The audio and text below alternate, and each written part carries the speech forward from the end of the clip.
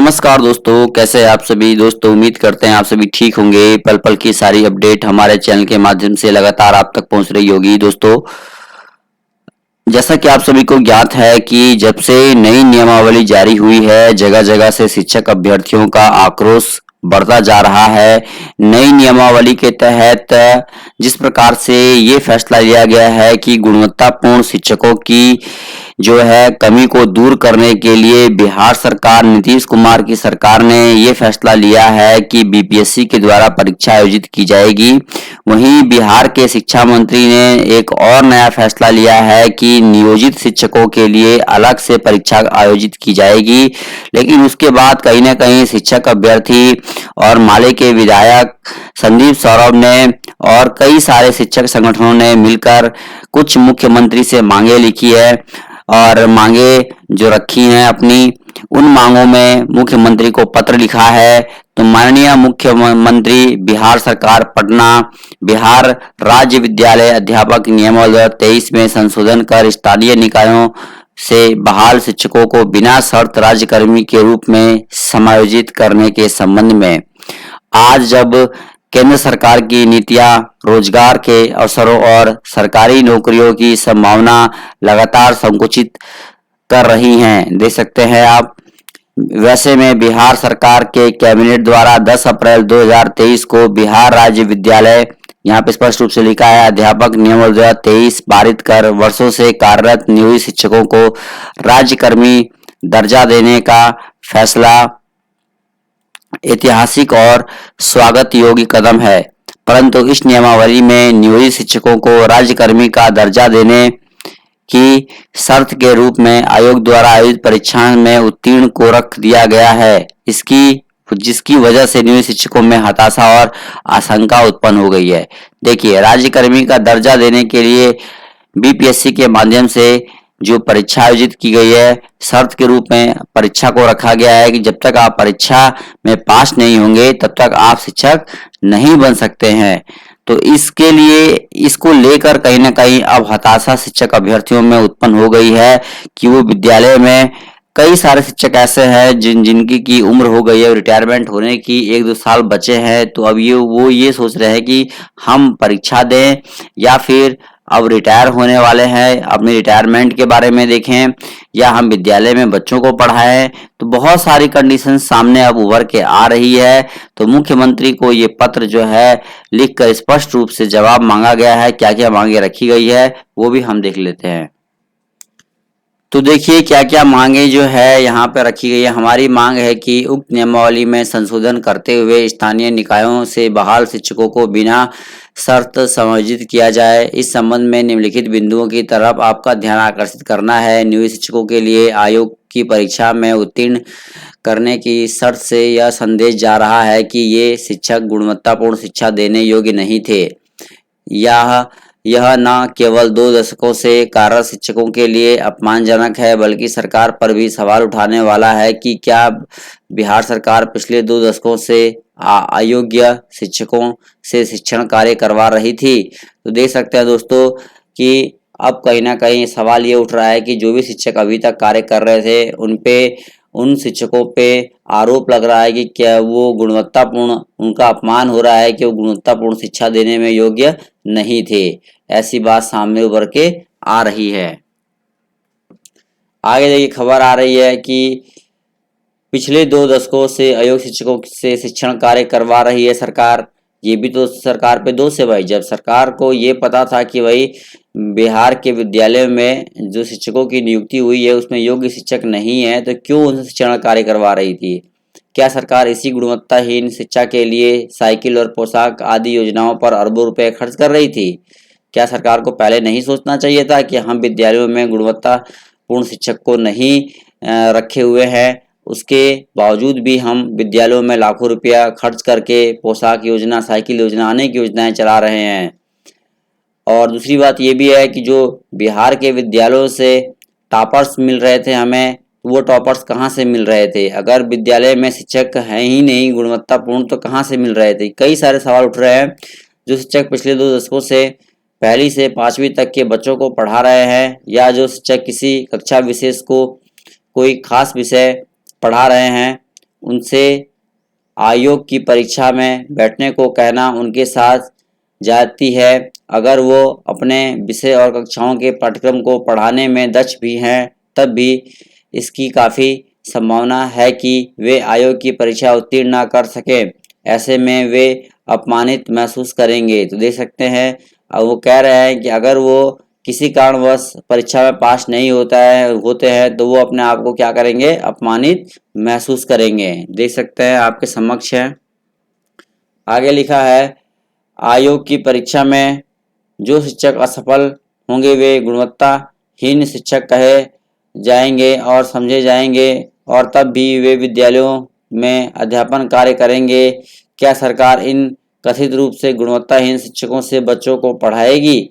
बहुत सारे सवाल उठ रहे हैं कि अभी बिहार के विद्यालयों में 3 तरह के शिक्षक हैं, नियोजित, सीटेट ऑब्लिक एस्टेट शिक्षक, स्थायी शिक्षक और अतिथि शिक्षक। आयोग द्वारा योग्यता परीक्षा आयोजित करवाने के बाद इसमें दे सकते हैं निर्मित होंगे। दे सकते हैं कुछ बातें और भी लिखी है यहाँ पे, मैं आपको दिखाता हूँ। तो देखिए स्पष्ट रूप से लिखा है कि यहाँ पे जो है कई प्रकार के शिक्षक की कोटियाँ होंगी।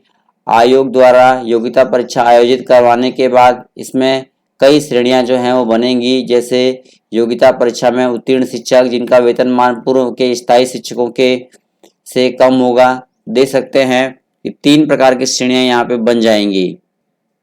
देखिए लिखा है, योग्यता परीक्षा में असफल शिक्षक वह शिक्षक जो योग्यता परीक्षा में शामिल ही नहीं हुए और नवनियुक्त राज्यकर्मी शिक्षक। इस प्रकार विद्यालय के भीतर शिक्षकों की कई श्रेणियां हो जाएंगी जो विद्यालय के लोकतंत्र और शैक्षणिक माहौल को दे सकते हैं। लिखा है, बुरी तरह प्रभावित करेंगी। साथ ही बिहार में शिक्षकों के लिए अलग अलग नियमावली के कारण विभागीय नियंत्रण एवं सुचारू प्रक्रियाओं के संचालन में भी काफ़ी कठिनाई उत्पन्न होगी। शिक्षकों को का राज्यकर्मी का दर्जा देने की बात महागठबंधन सरकार की घोषणा पत्र में शामिल रहा है। अब इनमें आयोग की परीक्षा उत्तीर्णता के शर्त के कारण नियोजित शिक्षकों के मन में सरकार और विभाग के प्रति तीव्र आक्रोश होगा और उनके प्रति निरंतर संघर्षरत से शैक्षणिक माहौल पर प्रतिकूल प्रभाव पड़ेगा। सरकारी स्कूलों में गुणवत्तापूर्ण शिक्षा के इस मजबूत पक्षकार हैं दे सकते हैं, लेकिन हम मानते हैं कि मौजूदा नियोजित शिक्षकों के साथ अन्याय किए बगैर भी यह संभव है।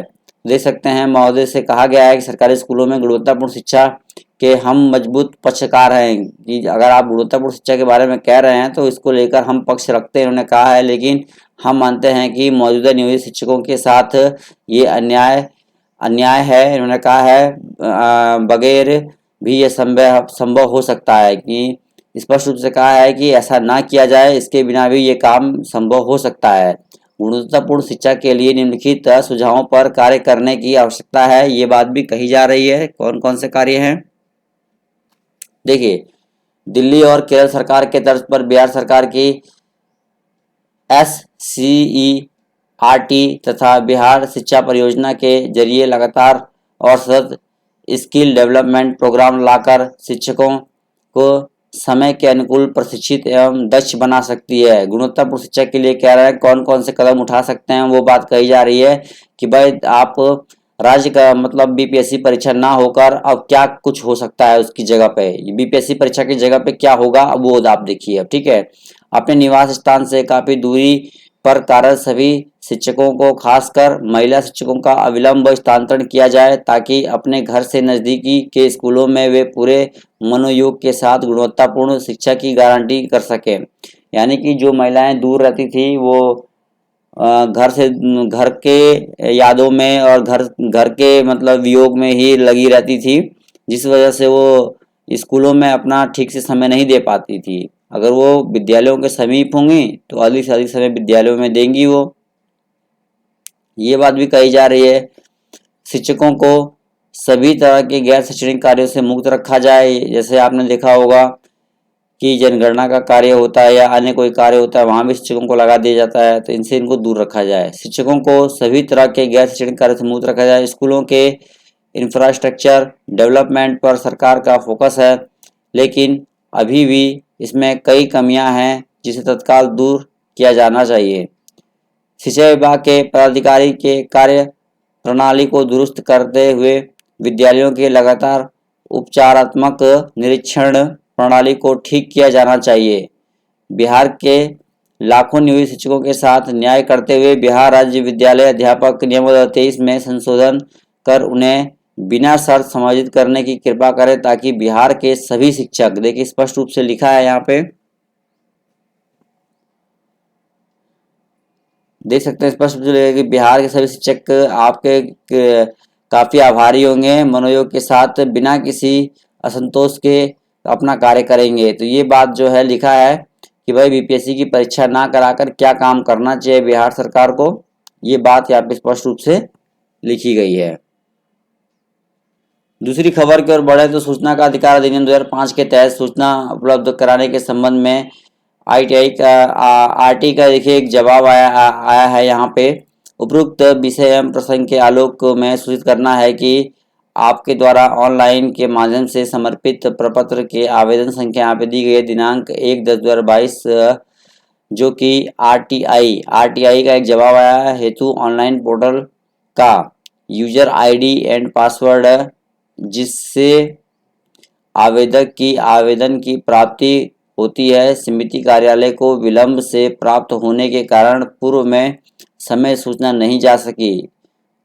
आपके द्वारा ST 19 से संबंधित सूचना की मांग किया गया है। उक्त के संबंध में अंकनीय है कि माननीय उच्च न्यायालय पटना द्वारा पारित आदेश के आलोक में माध्यमिक शिक्षक पात्रता परीक्षा STT 19 के सब कंप्यूटर SCI सब कोड 207 के परीक्षा फल को पुनः प्रोसेसिंग करते हुए संशोधित परीक्षा फल प्रकाशित किया जाना है, जो प्रक्रियाधीन है। तो एक बार फिर से परीक्षा फल जारी करने के लिए ये लेटर जो है आरटीआई के माध्यम से जारी किया गया है। तो चलिए दोस्तों, इस वीडियो में इतना ही। पसंद आया तो शेयर कीजिएगा। धन्यवाद दोस्तों। जय हिंद, जय भारत।